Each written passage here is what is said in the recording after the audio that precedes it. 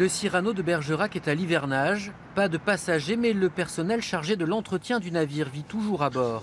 500 litres de gasoil sont consommés chaque jour pour produire l'électricité nécessaire. Les croisiéristes attendent donc avec une certaine impatience l'arrivée de branchements électriques sur les quais.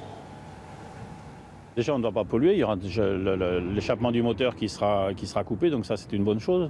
Il y aura le bruit en moins. Et puis pour nous, on espère que les branchements terrestres nous feront économiser par rapport au fioul. On va économiser 250 € à peu près par jour. Les travaux débuteront le 19 février entre le transformateur électrique et le ponton Albert-Londres. À terme, 4 pontons bordelais seront équipés, un investissement de 3 millions d'euros pour Enedis et Bordeaux Métropole. La mise en service, donc la première tranche, se fera au mois de mai.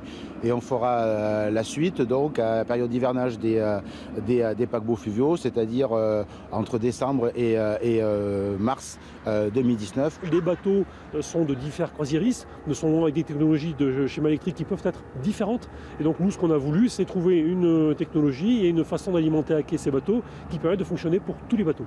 Mais seuls les navires de croisière fluviale pourront se brancher. L'investissement serait trop lourd pour alimenter les gros paquebots maritimes, pourtant plus polluants.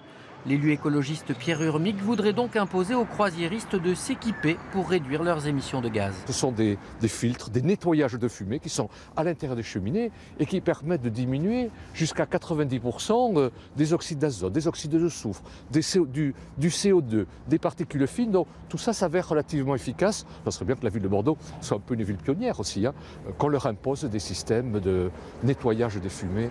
Bordeaux a accueilli 49 paquebots l'an dernier et compte à l'année 6 navires de croisière fluviale.